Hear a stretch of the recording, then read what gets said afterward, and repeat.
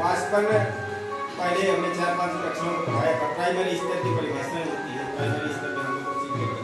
वाष्पन होता है पानी का भाप बनकर उड़ना,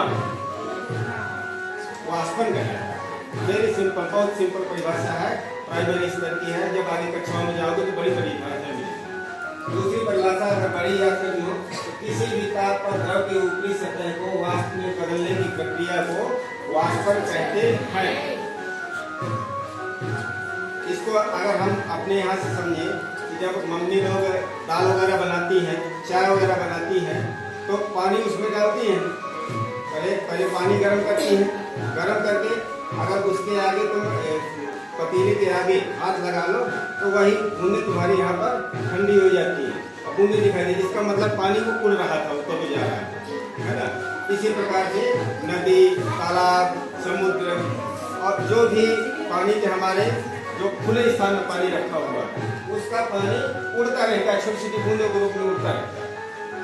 अंतर ये होता है कि जिसका जितना सतह ज्यादा होता है उसमें वाष्पन ज्यादा होता है, जिसका कम होता है, जैसे गिलास में पानी रखा हुआ है उसमें कम होता है, ठीक है ना, तो उसका सतह जो है कम। क्लियर, समझ में आ रहा है? तो जब भी परिभाषा पूछी जाए वाष्पन की तो पानी का भाप बनकर उड़ना वाष्पन कहलाता है। वाष्पन को अंग्रेजी में कहते हैं इवापोरेशन। ठीक, वाष्पन को प्रभावित करने वाले कुछ कारक हैं, कुछ कारण होते हैं जिनके कारण वाष्पन कहीं कम होता है, कहीं ज्यादा होता है। ठीक है, तो पहला कारण है वायु की गति। अगर हवा तेज चल रही है तो कपड़े हमारे जल्दी सूख जाते हैं। अगर हवा धीमे चल रही है तो कपड़ा बहुत धीमे सूखते हैं, बहुत देर में सूखते हैं, है ना। इसका मतलब वायु की गति भी हमारे वाष्पन की क्रिया को प्रभावित करती है। दूसरा है आर्द्रता।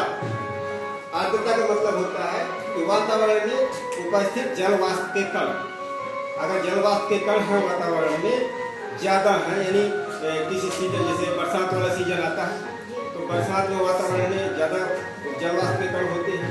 गर्मी वाला सीजन आता है, गर्मी वाले सीजन में बहुत कम होते हैं।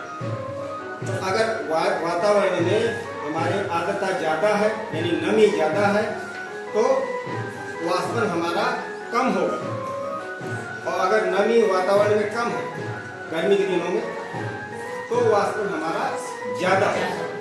ठीक, अगला कारण है तापमान। तापमान इसका मतलब है कि जैसे गर्म या ठंडा, जिस ठंडी के दिनों में होता है, ठंडी के दिनों में तापमान कम होता है। अगर तापमान कम है तो पानी गर्म नहीं होगा ना, और तापमान ज़्यादा है तो पानी गर्म होगा, सूर्य का प्रकाश पड़ेगा, वातावरण में गर्मी होगी। तो तापमान अगर अधिक होगा तो वाष्पन हमारा ज़्यादा होगा, अगर तापमान हमारा कम होगा तो वाष्पन कम होगा। ठीक है, चौथा कारक है द्रव सतह का क्षेत्रफल। जैसे अपने घर में प्रयोग भी कर सकते हो, थाली में तुम अपने बाहर पानी रख देना और एक गिलास में रख देना, बराबर बराबर मात्रा में, तो जो थाली वाला पानी होगा वो जल्दी भाप बन के जल्दी उड़ जाएगा, क्योंकि उसका जो सतह है वो ज्यादा संपर्क में आ रहा है, और जो गिलास वाला होगा वो कम संपर्क में आएगा। तो सतह अगर ज्यादा है इसका भी प्रभाव बहुत अधिक पड़ेगा। कि कुआं का पानी होता है उसका कम उड़ेगा, तालाब का पानी होगा उसका ज्यादा उड़ेगा, उसका क्षेत्रफल ज्यादा होता है। क्लियर, बात समझ में आई? तो ये था वाष्पन। अब इसके बाद कुछ प्रश्न कर लेते हैं इधर से। वाष्पन की परिभाषा किसको तैयार हो गई है, कौन बताएगा? अभी तक तुम्हें आप पढ़ लिया है। अच्छा, तो चलो भाई आराध्या बता दे वाष्पन किसे कहते हैं?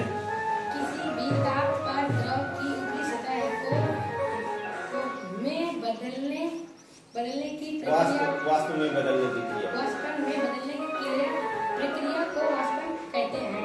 हाँ, बड़ी क्रिया इधर आप हो तो छोटी ही बता सकते हो। क्रांति बता दो।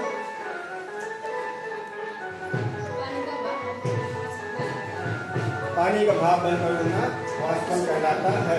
वेरी गुड, शाबाश, ऐसे ही पढ़ाई करते हैं।